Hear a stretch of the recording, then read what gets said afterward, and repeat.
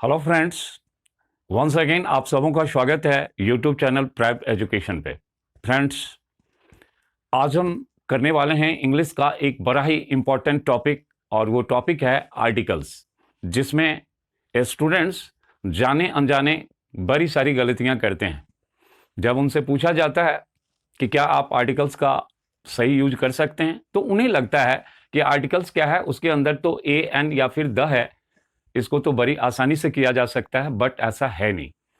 खास करके जो हिंदी मीडियम के स्टूडेंट्स हैं, जिनका बेस हिंदी रहा है, उन स्टूडेंट्स के साथ जो है आर्टिकल्स का यूज करना थोड़ा मुश्किल होता है। और उसका रीज़न ये होता है कि हिंदी ग्रामर के अंदर आर्टिकल्स होते ही नहीं हैं। जब हिंदी में आर्टिकल्स नहीं है और इंग्लिश के अंदर है, तो उनका एक तालमेल सही तरीके से कराना स्टूडेंट्स के लिए एक बड़ी चुनौती बन जाती है। तो हम उन्हीं चुनौतियों को यहाँ पर सॉल्व करने की कोशिश करेंगे कि हम किस तरह से आर्टिकल्स का सही यूज करें। अब कैसे गलतियां होती है, चलिए हम इसको एक एग्जाम्पल से लेकर के समझने की कोशिश करेंगे। हिंदी में अक्सर आपने देखा होगा, जैसे हम किसी से पूछना चाहते हैं तो हम पूछते हैं कि भाई तुम्हारे पास कोई कार है। ये हिंदी का एक करेक्ट सेंटेंस माना जाता है। लेकिन अगर इंग्लिश में इसी सेंटेंस को अगर आपने लिखा कि डू यू हैव कार, तो ये सेंटेंस जो है एब्सोल्युटली रॉन्ग है, वो बिल्कुल गलत माना जाता है। उसका रीजन है कि कार जो है एक कॉमन नाउन है, और इंग्लिश ग्रामर के रूल के अकॉर्डिंग कॉमन नाउन के पहले हमें जो है आर्टिकल का यूज करना होता है। तो अगर इस सेंटेंस को अगर हमने ऐसा लिखा डू यू हैव कार, तो वो सेंटेंस गलत होता है। तो हम इसको लिखते हैं do you have a car. आप हिंदी में एक लिखें या ना लिखें, एक बोलें या ना बोलें, लेकिन जब उसकी इंग्लिश करेंगे तो हमें अ का यूज करना ही पड़ेगा, अदरवाइज वो सेंटेंस जो होगा वो गलत होगा। तो आर्टिकल्स जो है इंग्लिश के अंदर दो आर्टिकल्स हैं, और एक है जो फर्स्ट आर्टिकल हमारा है, उसको हम कहते हैं डेफिनिट आर्टिकल। Definite article. और जो दूसरा है वो कहलाता है इनडेफिनिट आर्टिकल।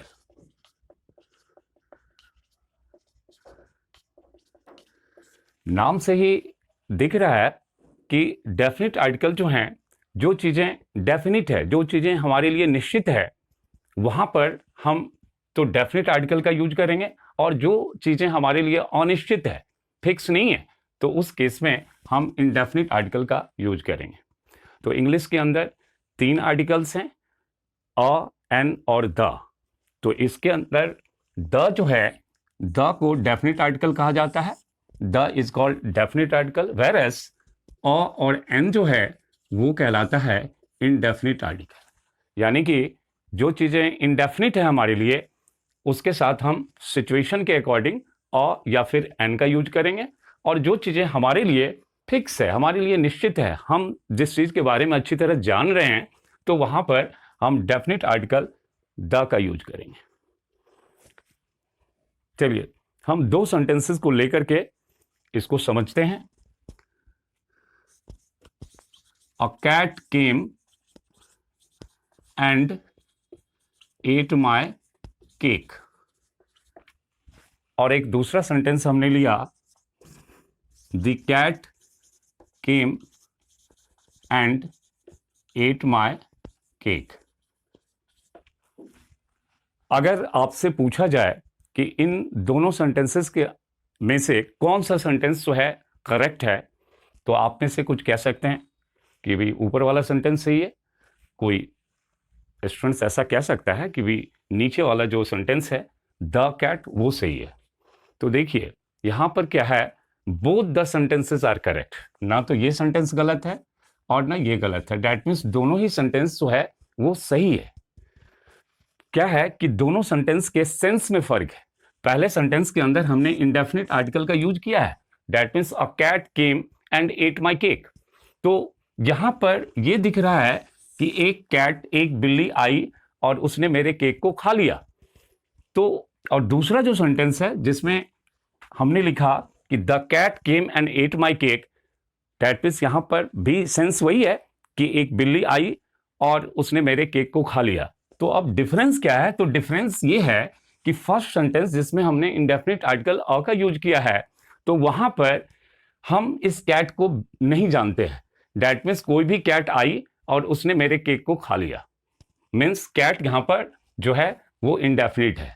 जबकि दूसरे सेंटेंस के अंदर जो हमने द कैट का यूज किया है, तो ये दिखलाता है कि कैट जो है हमारे लिए एक निश्चित कैट, दैट मीन्स एक ऐसी कैट हो सकता है उसको हमने पाल रखा होगा, वो कैट आकर के मेरे केक को खा लिया, या कोई ऐसी कैट हो सकती है जो फ्रीक्वेंटली आती है, यानी कि आप जानते हैं उस कैट को कि कौन सी कैट आकर के खाई होगी, तो उस केस में आपको द कैट का ही यूज करना है, अ का यूज नहीं होगा। तो अभी हम ये देखने वाले हैं कि किस सिचुएशन में हम अ का यूज करेंगे और किस सिचुएशन में एन का यूज करेंगे।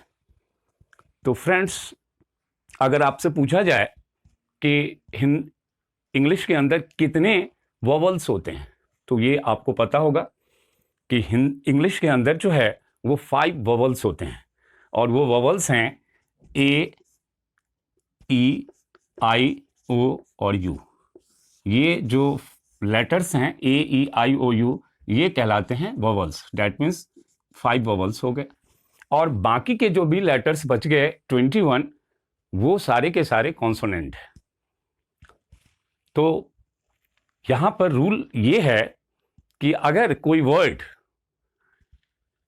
अगर किसी वर्ड की प्रोनाउंसिएशन अगर वोवल की आ रही है, दैट मीन्स अगर किसी वर्ड की साउंड जो है, स्टार्टिंग साउंड अगर वोवल की है, तो वहां पर हमें एन का यूज करना है, और अगर कॉन्सोनेंट की साउंड आ रही है तो वहां पर अ का यूज करना है। अक्सर स्टूडेंट्स ये कहते हैं या समझते हैं कि कोई भी वर्ड अगर किसी वोवल से स्टार्ट हो रहा है तो उसके पहले हम एन लगाएंगे, और कोई वर्ड अगर कॉन्सोनेंट से स्टार्ट हो रहा है तो उसके पहले हम अ का यूज करेंगे। तो इंग्लिश ग्रामर के अंदर ऐसा कोई रूल है ही नहीं, ऐसा कोई रूल नहीं है। हाँ, जब छोटे छोटे बच्चों को पढ़ाया जाता है तो वहां इस तरह की चीजें बता दी जाती है, बट ऐसा रूल नहीं है। रूल यही है कि आप कोई भी वर्ड के पहले अ लगाएंगे या एन लगाएंगे तो उसके पहले उसके साउंड को देखें। लेटर इज नॉट इंपॉर्टेंट कि किस लेटर से, वोवल से या कॉन्सोनेंट से शुरू हो रहा है, इट डजंट मैटर। मैटर ये करता है कि उसकी साउंड क्या आ रही है। That means sound is important, letter is not important. तो चलिए इसको हम कुछ एग्जाम्पल से समझते हैं कि ये इनका यूज हम किस तरह से करेंगे। तो फ्रेंड्स, कुछ और एग्जाम्पल से इसको समझने की कोशिश करते हैं। तो देखिए, जैसे ऑरेंज, अगर आपसे पूछा जाए कि भाई आप ऑरेंज के पहले क्या लगाएंगे, दैट मीन्स अ या एन, तो आपका जवाब बिल्कुल सिंपल होता है कि भाई ऑरेंज के पहले जो है एन का यूज करेंगे, और ये बिल्कुल सही भी है। ठीक उसी तरह से अगर अम्ब्रेला की बात करें तो अम्ब्रेला के पहले भी आप कह सकते हैं कि हम एन का यूज करेंगे, और ये बिल्कुल सही भी है। लेकिन क्या आपने कभी ये सोचा कि आपने ऑरेंज के पहले एन का यूज क्यों किया? क्या इसलिए किया कि इसकी स्टार्टिंग वोवल यानी कि ओ से हो रही है, या फिर जैसे हमने अम्ब्रेला लिखा, अम्ब्रेला के पहले भी हमने एन का यूज किया, तो इसके पीछे क्या लॉजिक है? क्या इसको हमने इसलिए ऐसा लिखा कि ये जो है किसी वोवल से स्टार्ट हो रहा है? तो बात ऐसी नहीं है। दरअसल क्या हो रहा है कि जब हम ऑरेंज बोलते हैं, जब हम ऑरेंज की प्रोनाउंसिएशन करते हैं, तो इसके अंदर जो है साउंड जो है वो वोवल की आ रही है, इसीलिए हमने ऑरेंज के पहले एन का यूज किया है। ठीक उसी तरह से अम्ब्रेला, जब अम्ब्रेला बोला जाता है तो वहां पर यू की साउंड जो है वो वोवल की आ रही है, और इसी के कारण जो है हम अम्ब्रेला के पहले भी जो है एन का यूज कर रहे हैं। अब आइए नेक्स्ट हम देखते हैं, वो है आवर। और दैट मीन्स घंटा।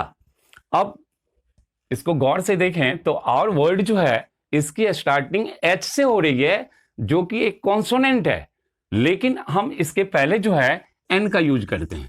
अब आपसे पूछा जाएगा कि इसका क्या रीजन है, आवर के पहले हमने एन का यूज क्यों किया?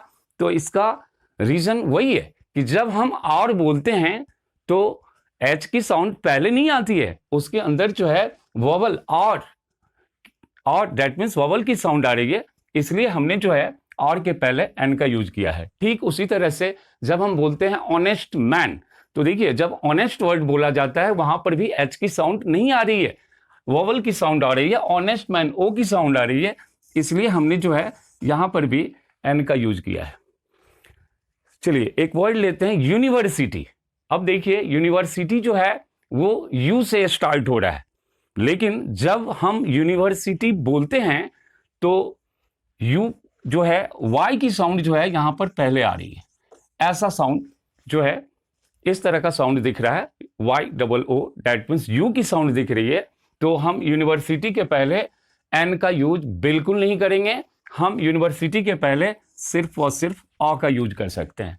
ठीक उसी तरह से यूरोपियन वर्ड जो है ई से स्टार्टिंग हो रही है, जो कि एक वोवल है, लेकिन जब हम यूरोपियन वर्ड को बोलते हैं then again the sound of Y comes first, so again we have to use here a, not an. हम ऐसा नहीं कह सकते। मान लीजिए कि आपको लिखना है कि मार्केट में मैं एक यूरोपियन लेडी से मिला, क्या लिखेंगे? I met a European lady in the market. Similarly जैसे देखिए यूनियन वर्ड भी जो है यू से स्टार्ट तो हो रहा है, लेकिन जब हम यूनियन बोलते हैं तो अगेन वाई की साउंड पहले आ रही है, इसीलिए हमें जो है अ यूनियन लिखना पड़ेगा। अगर हमने एन यूनियन का यूज किया तो फिर से वो गलत माना जाएगा। सिमिलरली चलिए एमपी, हम ऐसा कहना चाहते हैं कि मेरे अंकल एमपी हैं, क्या इंग्लिश बनेगी? तो आप हो सकता है सोचेंगे कि एमपी ये एम है तो चलो और लगा दो, ऐसा नहीं है।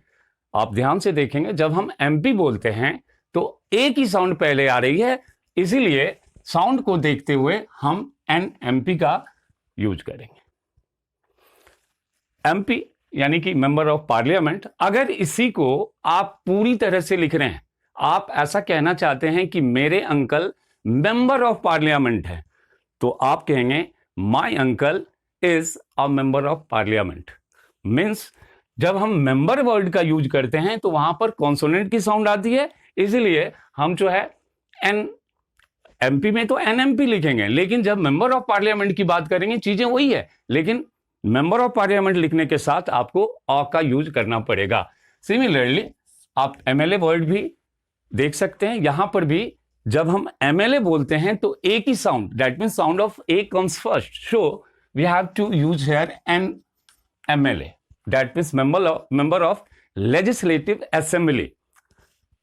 एसपी सुपरिटेंडेंट ऑफ पुलिस, तो आप एसपी के पहले भी एन का ही यूज करेंगे। क्यों?